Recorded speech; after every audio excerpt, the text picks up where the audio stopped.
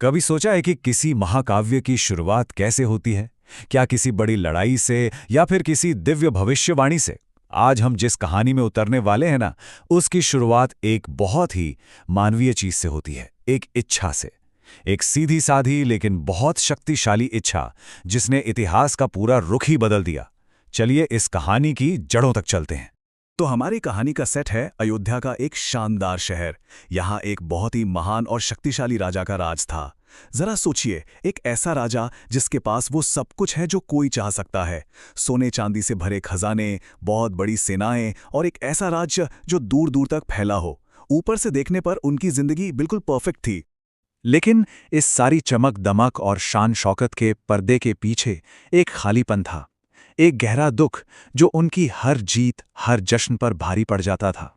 एक ऐसी चीज थी जो उनके विशाल खजाने से भी नहीं खरीदी जा सकती थी। और यही बात हमें कहानी के बिल्कुल केंद्र में ले आती है, राजा की वो अधूरी खुशी। यहीं पर हम उस विरोधाभास को देखते हैं जो राजा के जीवन का सच था। हम बात कर रहे हैं अयोध्या के महान राजा दशरथ की। उनकी 3 रानियां थीं, कौशल्या, कैकेयी और सुमित्रा। सोचिए, इतनी दौलत, इतनी ताकत, लेकिन फिर भी हर रात एक ही चिंता उन्हें खाए जाती थी कि उनके बाद इस महान सिंहासन का क्या होगा, कौन उनके वंश को आगे बढ़ाएगा। ये सवाल उनके महल की दीवारों में हर रोज गूंजता था। अब ये चिंता सिर्फ एक ख्याल नहीं थी, ये एक बोझ बन चुकी थी जिसने राजा को एक हल ढूंढने पर मजबूर कर दिया। और अक्सर जब इंसानी कोशिशें नाकाम हो जाती हैं तो रास्ता ऊपर वाले की तरफ से ही खुलता है।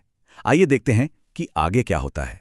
आखिरकार अपनी चिंता के बोझ तले पूरी तरह दबकर राजा दशरथ पहुंचे अपने गुरु वशिष्ठ के पास मार्गदर्शन के लिए। ये एक बहुत अहम पल था, जहां एक राजा की हताशा एक ऋषि के ज्ञान से मिलने वाली थी। गुरु वशिष्ठ ने एक बहुत ही प्राचीन और शक्तिशाली उपाय बताया, एक विशेष यज्ञ।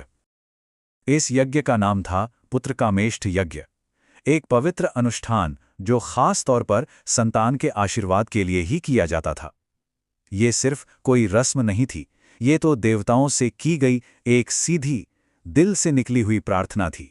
गुरु के शब्दों में उम्मीद की एक किरण देखकर राजा ने महान ऋषि श्रृंग को इस पवित्र यज्ञ को करने के लिए बुलाया। जैसे ही तैयारियां शुरू हुईं, किसी को अंदाजा नहीं था कि इस अनुष्ठान का कितना चमत्कारी नतीजा निकलने वाला है। अब हम कहानी के सबसे पवित्र हिस्से में पहुंचते हैं, यज्ञ के उस दिव्य प्रसाद तक।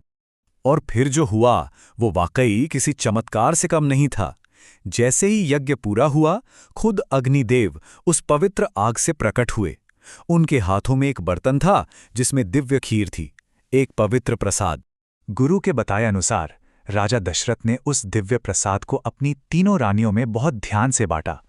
सबसे बड़ा हिस्सा उनकी सबसे बड़ी रानी कौशल्या को मिला, अगला हिस्सा कैकेयी को दिया गया और आखिर में 2 हिस्से सुमित्रा को मिले। ये बंटवारा बहुत सोच समझकर और बड़ी अहमियत के साथ किया गया था। समय बीता और उस पवित्र प्रसाद का दिव्य आशीर्वाद सच होने लगा। राजा की प्रार्थनाएं सुन ली गई थीं और ये हमें इस कहानी के सबसे खुशी वाले अध्याय पर ले जाता है, अयोध्या के राजकुमारों के आगमन पर। राजा दशरथ का सालों का इंतजार और दुख आखिरकार खत्म हुआ। उस दिव्य प्रसाद ने अपना जादू कर दिया था और तीनों रानियां गर्भवती थीं। पूरे राज्य में खुशी और जश्न की लहर दौड़ गई। और फिर वो शुभ घड़ी आई जब महल बच्चों की किलकारियों से गूंज उठा। रानी कौशल्या ने राम को जन्म दिया, रानी कैकेयी ने भरत को जन्म दिया और रानी सुमित्रा ने 2 जुड़वा बेटों लक्ष्मण और शत्रुघ्न को जन्म दिया। राजा की सबसे गहरी इच्छा पूरी हो चुकी थी। उन्हें अपनी विरासत को आगे बढ़ाने के लिए एक नहीं बल्कि 4 राजकुमार मिले थे। तो इस तरह एक राजा की संतान पाने की गहरी इच्छा की ये कहानी 4 राजकुमारों के जन्म के साथ पूरी होती है।